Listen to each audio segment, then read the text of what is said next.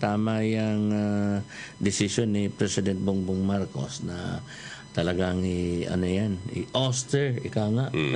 Di ba? Auster, parang tao yun naipapalabasin sa pwesto. Tama yan. Tatanggalin na yung pugo na yan. Ang ititira na lang yung pugo, yung nangingitlog para meron tayong ulam. Sarap yan sa yung ano yun, yung chapsuy. Chapsuy, di ba? Ay, paborito ko yun. Yan kaagad ang sinasahok ko Inuuna mo yung itlog bago sa gulay. Hindi alam mo bakit. Bakit laging nauuna yung itlog? Bakit? Alam mo, magkasama tayong dalawa. Baka mamaya, maunahan mo pa Kasi bakit? Isang order, pipito kayo yung nandyan, ang laman ay tatatlo, dalawa. Ay talagang talagang wala ba naman isa sa mga pansit, di ba? Sa mga tsami may mga pugo na rin. Pero mas masarap kung karne ng pugo yan. Adobo. Hindi ko pa natikman. Hindi ko pa natikman yan. Hindi ko pa natikman yan. Napakahirap ulihin yan Alam mo naman, vegetarian ako Wow. Kaya pala kaya ka ng karne isang araw. Oo nga. Oo. Ay, ang sakit pa naman ng gums ko. Tapos yung gums mo, naiipit ng pustiso mo pa. Kaya pag ngat-ngat mo ng ngayon, parang pinipiga din yung parang pinipisil-pisil din yung yung gums mo. Parang may, ano ba tawag noon? Ngayon, kaya, kayo mga kaibigan, mga friends, lagi ba kayong ready? Lagi ba kayong handa? Sa ganitong panahon, Mr. Night Runner, ikaw ba'y laging handa? Oo naman. Importante yan. Anong mga paghahanda ang ginagawa mo? Siyempre, unang-una, titingnan mo yung paligid mo. Pakiramdaman mo. Manunod ka ng TV. Update ka sa balita, sa bagyo. Si Karina tayo, Karina. Pero hindi naman na maglalanfon, no? Parang hindi na. Pero hinihigop niya yung bagat, At saka, in fairness, ang lamig, Kagabi, ano lang. Tama lang, no? Hindi ka naman lalabigin kagabi kasi nag-inom ka ng stainless. Stainless ba yun? Hindi, akala ko yung Hindi, kasi minsan dati ay, ano ba yung kami Maalox. Meron siyang generic doon na parang bakal pakinggan parang something na aluminum, parang ganun sulfide. Parang may ganun basta ganun. Ay ko ala. Ito ibig sabihin sulit itong iniinom ko na in liquid form. Parang yun pala yung minerals. Okay. Kagaya ng iron. Iron. Ikaw ba ay nakain ng iron? Ano yun? Iron. Diba yun na pagkano? Hindi yung iniisip mo kasi iron yung pinapako ng Hindi yun. Yung mga galvanized iron. Yung nakukuha sa mga kamuti tops. Yung mga... Di ba? Pag ikaw ay anemic, kailangan mo yun. So yun ay, ang tawag pala doon, ang tawag pala doon sa mga ganong klaseng minerals ay siya, yung organic. Yung mga kagaya nung bakal na non-organic na yun kasi treated na ng chemical, sinusolidify na siya. Tapos, ang nag-convert lang pala ng non-organic meat, tawag nito, yung minerals, into organic, plants. Kaya yung iron na nandoon sa lupa, napunta doon sa plants, na-convert na niya, kakainin mo ngayon, nagiging malaking tulong talaga yung pagiging kagaya ko na vegetarian. Kaya ikaw mag-vegetarian ka na rin, ha? May mahalang gulay ngayon. Mahalang gulay. Isipin mo yung kamatis. Magkano? Yung isang perasong repolyo, nagtanong ko kanina, parang naabot ang 40 yung isa. Ay, gusto ko pa naman hindi pala yung ampalaya. Isang habang ganito. Gusto ko pa naman mag-ampalaya kanina. 40. Alam mo kasi tapos medyo mahinog-hinog na siya. Ay, nalimutan na muna ang takam sa ampalaya. At hindi lang yan, mahilig din ako sa prutas ngayon. Kaya maraming thank you kay Mr. Cañete. Ang sarap-sarap, ang tamis-tamis ng kanyang yung langka na binigay sa akin kagabi. Thank you sa ating kaibigang SG. Nandiyan lagi sa labas, nagbabantay sa gate. Abay, pinara ko kagabi. Akala ko checkpoint. Snappy. Parang lispo. Para! May langka ka. Thank you. Buti ka pa, nabigyan na. Ha? Para daw. Ay, pauli-uli ka daw kasi. Sabi, nagpakasaya ka daw kagabi. Dahil birthday celebration ni Jero. Jero, thank you sa iyong pa-celebrate. Ang saya-saya. Sa linggo bago natupad yung celebration, bago nangyari celebration. Yun nga yung tinatawag na ang natupad na pangarap. Ayan na. Ayan. Di ba natupad na pangarap kagabi? Yung birthday celebration natin kagabi. Ang saya. Pero, baka naman sabihin nila, ano ba yan? Masarap yung yung kagabi, yung kinilaw na bangos, Walastik eh. Akala ko kasi nawala ka. Akala ko hindi ka babalik. Kaya sabi ko, sayang naman ito. Inubos mo lang eh. Siya may dala, siya nakaubos. Pagdating ko kanina sa bahay, pagdating ko ng umaga, meron pa. Kaya sabi ko, yung frustration ni paring Bert kagabi, babawiin ko na lang muli ngayon, ikakain ko na lang siya. Ay, nako. Anyway, gagawa tayo na ulit ng gano'n, ha?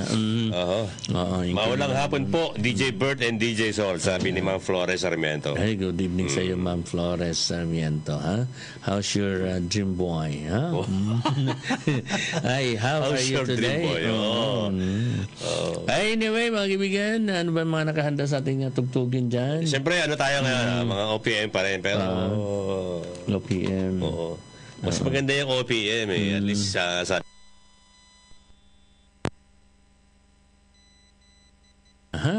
Welcome back uli. At kanina medyo nagkaroon ng fluctuation yung ating power supply. Putok-putok naman. Gawa ng kidlat. Napitik-pitik na naman So, may pasensya na po. Talagang ganyan mga kaibigan. Yung ating power source ay minsan ay nagkakaroon siguro ng shortage. Pagka umahangin siguro ng mga nagagalaw yung mga kable-kable, di ba? Yun eh. Hindi, actually pagka may yung dahon dumampi sa kuryente, nagtitrip off yun eh. Automatic eh. Unlike noon na hindi nagtitrip off, kaya nakikita mo dati yung puno nagliliyab, doon na gumapang yung kuryente. Ngayon ay automatic na siyang nagtitrip off. Kaya tapos pagka hindi na siya, nawala na, ilang seconds bumabalik. So automated na rin mga kaibigan. No human interpretation. Ang tawag doon ay AI. So nagkaroon AI na rin siya. So nagkaroon ng shortage ng power supply. Pero alam mo ba pare, na meron pong over naman ng supply ng pera ang PhilHealth. 89.9 billion ang sobrang bakit hindi makasingil yung mga ospital? Ay, yun na nga eh. Kaya nga ay sabi ng ating mga legislators, kahit kami nagdududa kami, bakit nagrereklamo? Meron pang ibang mga ospital dati, lalo na nung COVID, bumibitaw na sa dahil hindi daw sila nabayaran. Milyon talaga yung bayarin. Tapos alam niyo po ba na yung budget niyo na 89 pupunta yan sa Department of Finance, DOF. And then, sa PhilHealth din yung gagamitin, pero sa unprogrammed expenses. Aba, kung ako ay board member, halimbawa, ako board member swabing-swabe. At kasama ko si board member Night Runner. Sasabihin na yun, swabing-swabe itong pundong ito. Night Runner. Pagdating sa gabi, itakbo mo ha. Night Runner. Tatakbo natin yan. Ganyan po mga kaibigan ha. Ay, pwede mag-isip ng ganun, hindi masisisi. Biruin mo, may problema kayo sa spending eh. Dapat ay ginasto niyo yung pera ng bayan yan. Hindi yan iniipon. Yan ay ginagasto nyo para sa kapakanan ng ating mamamayan mo specifically doon sa mga sa health. Yung mga may sakit. Ibiruin mo yung pneumonia. Yung pneumonia, yung medyo mild daw, 18,000 lang yung pundo niyan. Okay? Pero ang billing, halimbawa 200,000. Nagsisiro billing ngayon yan. Pero alam, hindi galing sa PhilHealth lahat ang pundo. Merong sa DSWD, merong sa PAGCOR, merong sa Department of Health, PCSO. Meron sa PCSO. Yan, mga kaibigan. At meron din sa LGU. Kaya nasisiro billing minsan yung ating mga kababayan gawa ng malasakit center. Na programa din yan ng ating mga magagaling na mga leaders dito sa ating bansa. Ngayon, doon na lahat yung malasakit na yun. Ngayon, 18,000 lang yun sa PhilHealth. Kahit triplihin mo pa siguro yan hindi naman lahat ng membro ng PhilHealth ay magkakasakit. Oo. Monthly nagbibigay. Halimbawa tayo meron tayo 1,000. Okay, every month nagbibigay tayo ng tig-100. Okay, 1,000 ang membro. Bibigyan natin ng konting science dito. Hindi puro mata-mata. Science na science. Science. Okay. Ngayon, mga kaibigan, kung meron kang 1,000 miyembro, kunwari lang, 1,000 miyembro ng PhilHealth, kayo-kayo lang. Magbibigay kayo ng 100 pesos every month. Every month. Okay. So, ibig sabihin, merong 100,000 every month. Okay? Yung 1,000 yun, magkakasakit yun sa buwan na yun? Hindi Baka 1 taon walang magkakasakit niyan. So, 100,000 times 10, that is 1 million in 10 months. Diba? So, naiipon yung ibang pera dyan, mga kaibigan, mga friendship. Tayo, ilang milyon ang miyembro ng PhilHealth sa buong bansa. Pero mo, 89, buti sana kung million lang, 89.9 billion pesos, mga kaibigan. Dapat yun siguro. Kaya nga yung pundo, dapat ay pag pinag-isahin na, pinagsama-sama na, para hindi na ba yung, saan ba itong pundo na ito, saan na ba ito, hindi mo malalaman kung paano ginasta. At least nandiyan lang sa isang intended para dun sa mga benepisyo. Saka dagdagan niya yung mga yung benefits. Saka isama na lahat ang sakit, pati yung mga sa cancer, yung mga chemotherapy. Diba? Hindi naman lahat ng tao ay nagpapakemo Ilang percentage lang din yan among the members. Diba? Ilang lang din yan among the members. Kaya sabi nga kagaya dyan sa heart center, hindi lahat dyan ay mag-qualify na yung libre ang operation. Kasi iba dyan ay may bayad. Okay? Ngayon, mahal yun, yung angiogram, mahal yun. Kasi daan libo yun. Ngayon, hindi kaya sagutin ng PhilHealth yun. Kaya nga diba? Dapat ay doon napupunta yung ibang pundo. At least medyo dadagdagan. Magkano lang ang bibigay ng PhilHealth doon. Halimbawa, bawat savings na masisave mo sa isang taon, bawat savings, 50% of that savings, ilagay mo na niya sa heart center na laang. Diba? Kasi napaka-vulnerable. Hundreds of thousands daw ang dyan pagka ikay nasa puso pero wala ka choice. Kailangan mong magpagamot, di ba? Kasi yung mga kamag-anak mo kahit papaano gustong mahahabaan pa ang iyong buhay. Di ba? Ayan ang mga kaibigan, yan na minsan ang napakasakit na mga pangyayari dito sa atin. Dapat ay tugunan yan, no? So kung kanina ay na-short tayo ng power supply, kaya tayo nag-collapse yung ating broadcast, ay sa PhilHealth sobra-sobra 89.9 billion pesos. Okay? At ano ba ang ating mga mensahe may request si Ma'am Flores, yung iniibig kita by Ayla Santos. Ayla Santos. Ito yun. Dito na kasi meron Yan. Sige. Sabi mo pagka-ready na. Wala sa wala doon sa isa Kaya dito ako humahanap kay Whitey. Okay lang yun si Whitey. Okay na si Whitey, Pagka darating ang panahon wala nang ads yan. Sige. Nagbabalik po ang Kapiang SB dito lang sa DCDG 96.7 Destiny Radio. And maulang hapon, Sir Sol, sabi ni Alivan Ima. And sabi pa rin niya, happy viewing and listening sa Gotohan ni Mang Poroy Dito lang sa crossing Barangay Kalumpang. Ay, nako, sarap ng goto ngayon. Tamang-tama sa maulang panahon. Tapos lalagyan mo ng maraming sili. Chili oil. Ay, ginhawan yan. Tanggal ang lamig. Yan. Balikan natin yung ating mga magagandang music. Dito lang sa DCDG 96.7 Decibel. Punta kami doon, kain, ito pala yung pares. Ay, meron kami pares kasi may ulam na, may kanin, kaya originally, kaya pares ang tawag. Ano yan? Pero parang hindi bagay, no? Di ba? Usually, pag pares, yung pinapares nila, fried rice. Hindi bagay, no? Alin yung... May sabaw kasi yung pares, di ba? Hindi. Doon sa Manila, hindi naman siya fried eh. Plain rice. Plain rice, pero... Yung kung ano dito. Iba, meron pang iba, yung parang Java rice eh. Ay, nakakauma yun. Ay, nakatikim ako dyan sa hindi ko na lang babanggitin. Baka may sabihin sinisiraan, Ay, hindi ko type yung ganun. Umay na umay ka na kasi medyo, dapat ay plain para para sabi. twist. Kasi may sabaw, di ba? May sabaw yung yung baka eh.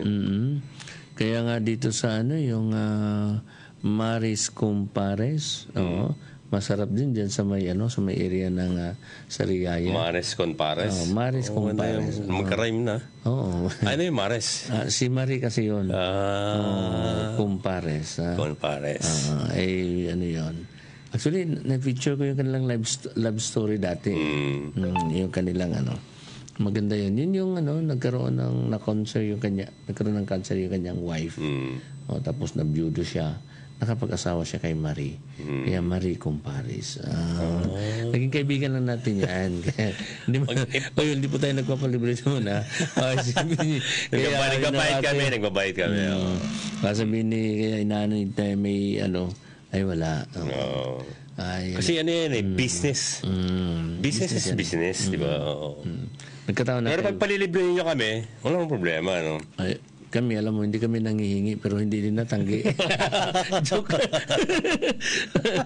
Talagang parang namumulo. Nangihingi, Talaga tayo ba? Hindi kasi masarap talaga kayo yung mga ganyan may sabaw pagka maulan. Oo. Actually, mga chami, tapos maanghang-anghang. Yung chami na may sabaw-sabaw na konti. Sabaw ng konti, tapos maanghang. Tapos meron kang bahaw, di ba? Ay, nayayay. The best. Nayayay.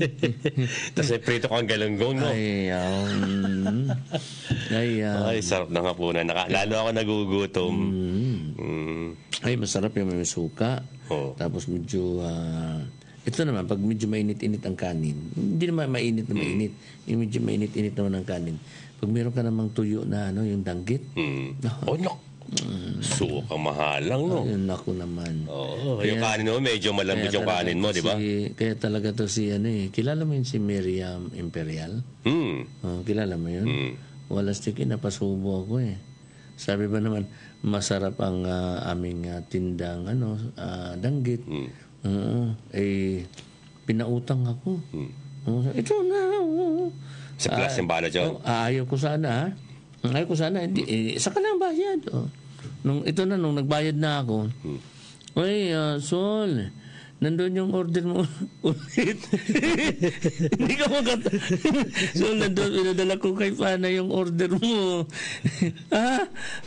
Nagbayad pa lang ako. Hindi nga, siyempre, alam kong masarap yan para sa yung dating 300 ay doble na ngayon 600 na. Dati kasi 1/4 lang. Ay 1 kilo, kalahating kilo pinadala. Ang dami naman. Pero masarap yan sa umaga, di ba? Ay, masarap. Tapos meron kang scrambled egg. Ay, ito matindi. Kung yan yung scrambled egg mo, may kamatis. Yung black coffee, ang ipaparas mo dyan sa kanin, meron pang isang mas masarap dyan. Ano? Yung para bang, alam mo yun dito sa coffee press, meron sila dyan choconati.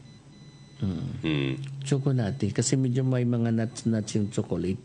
Tapos pares mo yung na may yung danggit. Sa Maral pala yun dito, sa Metro Manila. Danggit talaga yun. Ay, dako. Kaya nga sabi ko nga Yung sa Maral kasi malalaki yun eh. Ay, malaking danggit yun. Kaya pareho lang. Doon sa Kabisayaan, parehong danggit lang yan. Danggit na malaki, danggit na maliit. Oo. Abay, pagdating ko doon sa sa Maral Restaurant. Yan, meron dyan sa Calamba eh. Ano yun? Sa Maral. Akala ko pangalan ng tao yun. Isda yun. Isda pala. Pagtingin ko, ito sa Maral. Ito. Di ba kayo nagkamali? Ay, hindi. Sa Maral po talaga yun. Yung pala, danggit. Pero masarap yung sa Maral, prito or ihaw mo? Prito, prito. Sarap. Tapos may gulay ka. Kaya ka naman hindi matanggihan yung danggit ni Miss Miriam Imperial. Hindi siya maalat. Yun ang masarap. Yun ang talagang fresh na fresh pa. Ginawa ka agad na at tinuyo ka agad.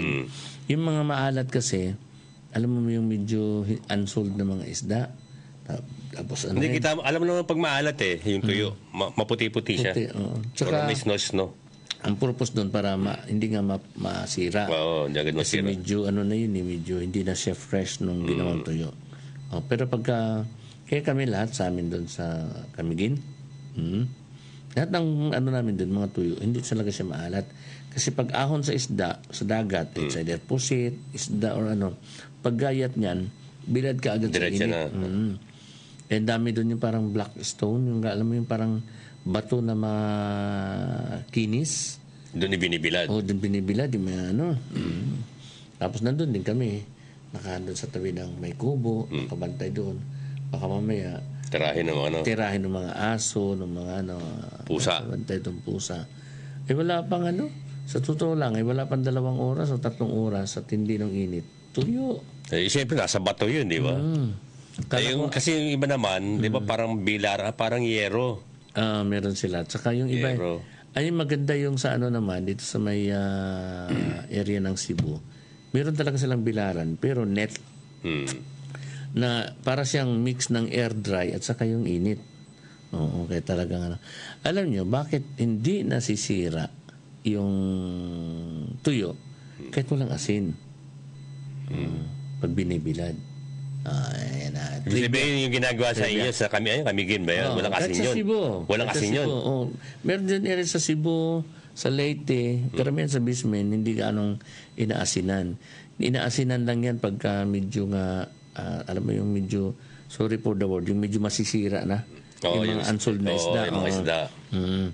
Pero pagka mga bago yan, kasamihan. Sariwa talaga. Pagka sariwa talaga, hindi yan inaasinan.